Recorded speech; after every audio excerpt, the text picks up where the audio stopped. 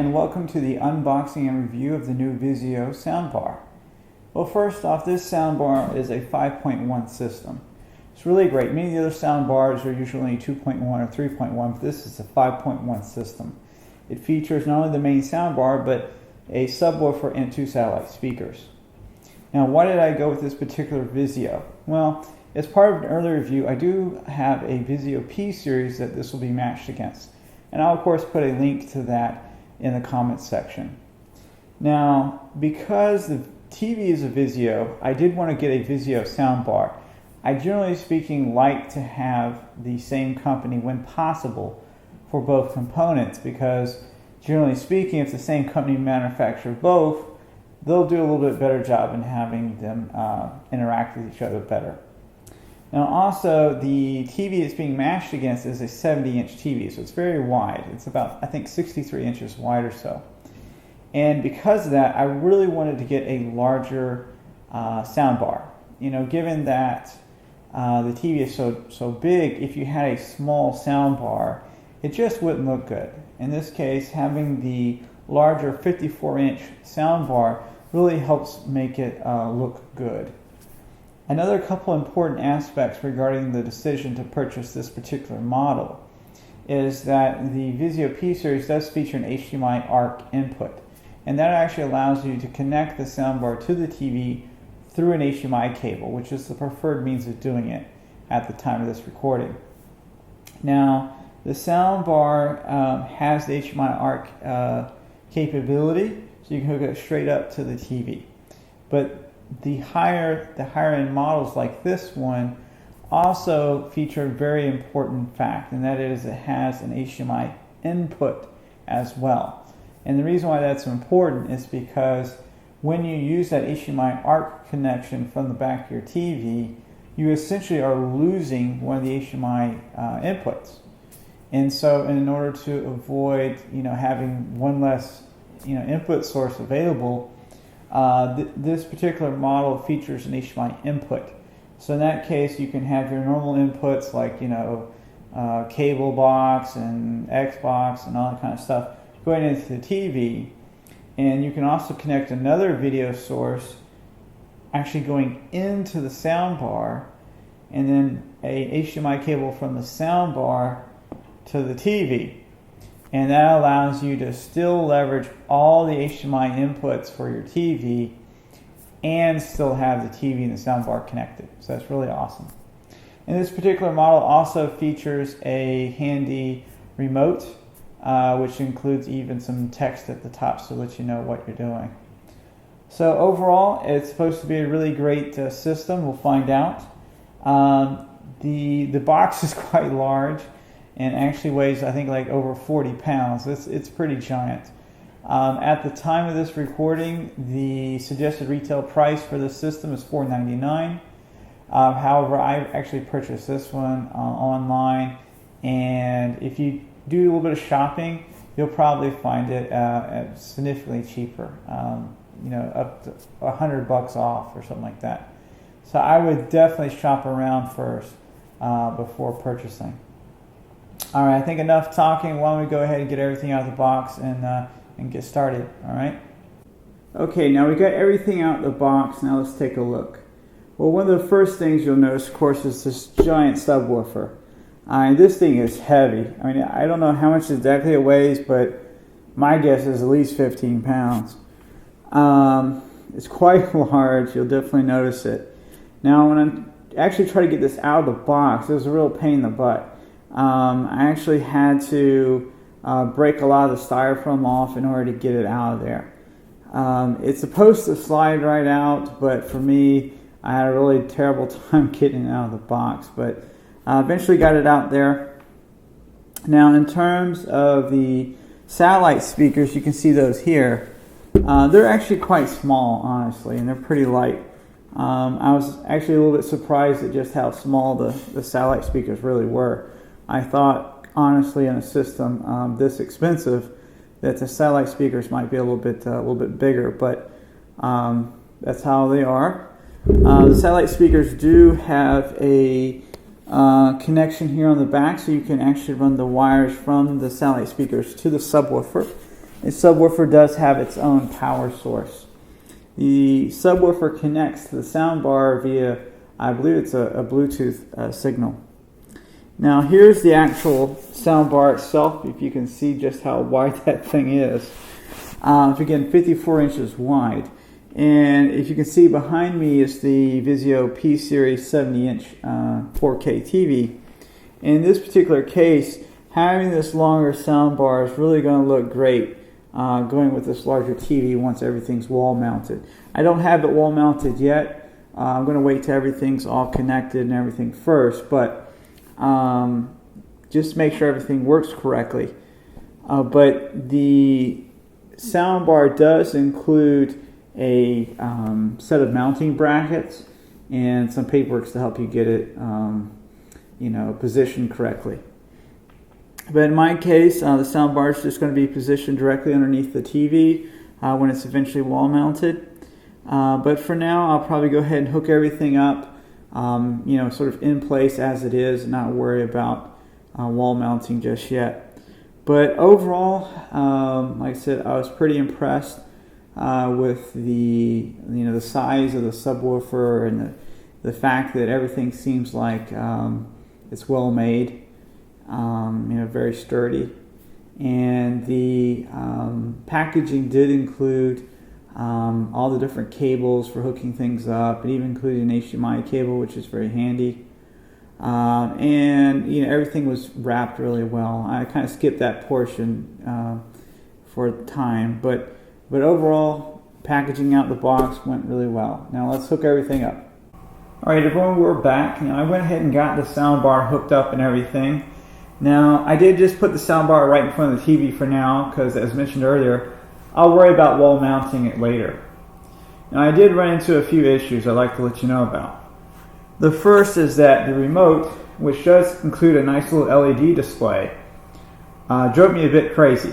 Because when I first had it, trying to get it working, I was trying to shift the inputs. Apparently one of the sensors blocked a little bit, and even though the remote gave me the impression that it was working, it really wasn't sending the signal. And so as a result, it was driving me crazy. I kept trying to figure out why the audio wasn't coming through, and it ended up just being the fact that the remote, even though it was giving me the text display, it gave me the appearance that it had been working, really wasn't. So that drove me a bit mad. Now, another thing that I dealt with was just getting the correct settings between the soundbar and the TV.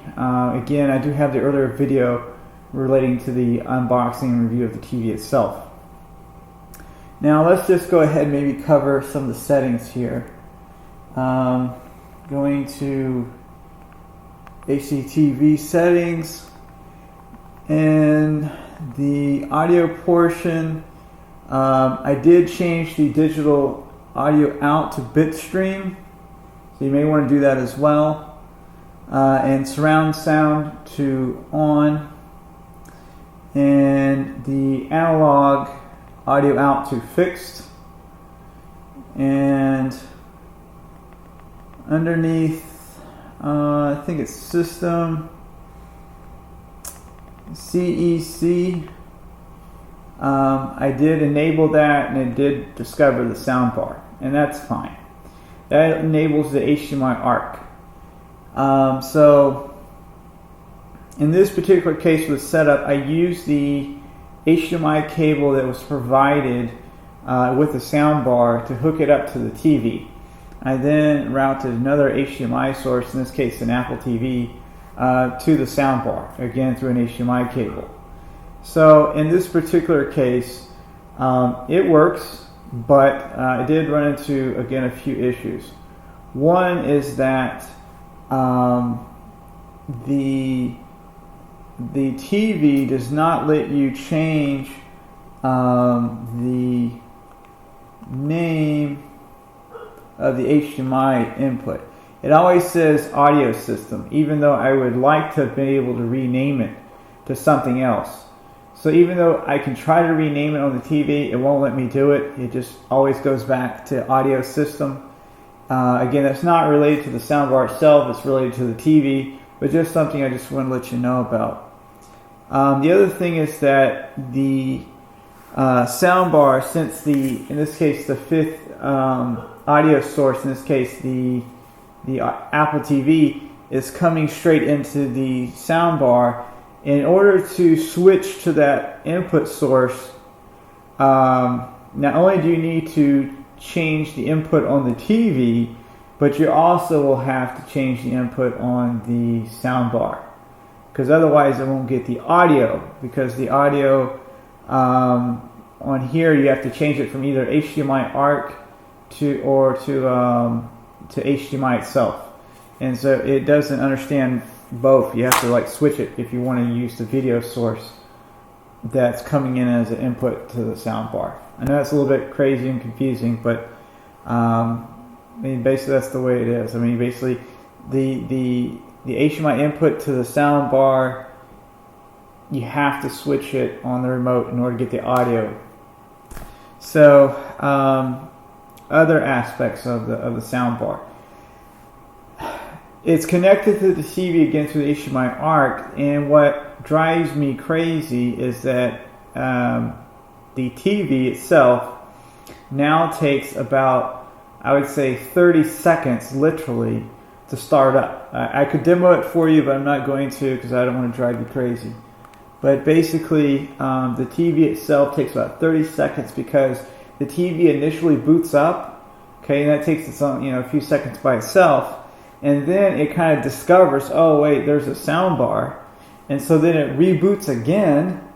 I guess it enables something, and then it then detects that the sound bar is there, and it makes the connection, and then it's okay.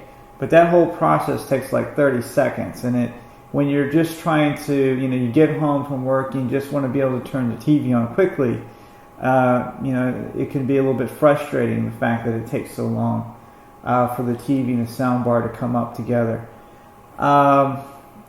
But once you do that and you got the HDMI ARC cable working, the big advantage is that you no longer really need the remote from the soundbar that much, and you can primarily just use the remote from the TV. In this case, I can use the remote from the TV to control the volume of the soundbar. The soundbar actually does feature some lights on the left corner. It will provide those lights to let you know which input source is selected, and also you can use it for the volume level. So, all right, I got it all working. So I got the subwoofer in the back with the two satellite speakers connected. That all went fine. The cables are color coded, so it's really easy to hook up. And the power cable was easy as well. No issues there. That was fine. In terms of actually, checking out here, I do have Call of Duty Ghost running on a PlayStation 4 right now, and just put it in campaign mode for demo purposes. But basically, if I turn it up here a little bit,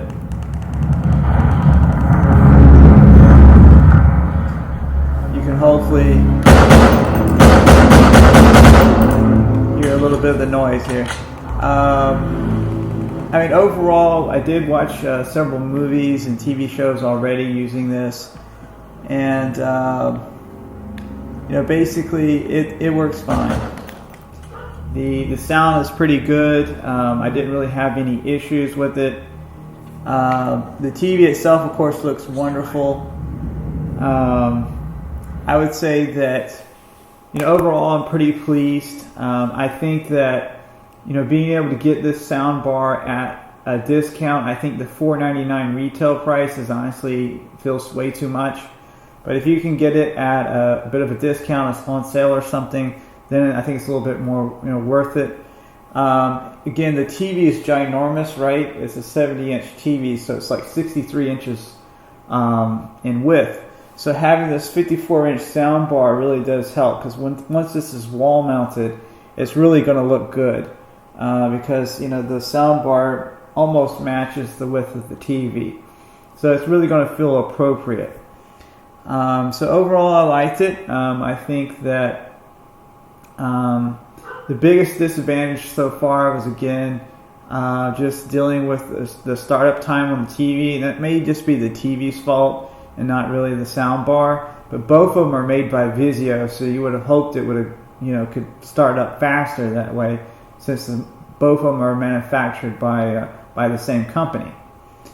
Like I said, overall it's okay. The satellite speakers are a little bit small, and I thought I would have expected a little bit larger satellite speakers, but they work well. The subwoofer is awesome, and overall it was a great experience. And the TV, of course, has been doing an awesome job and a real pleasure. So, highly recommend. Thanks, everyone.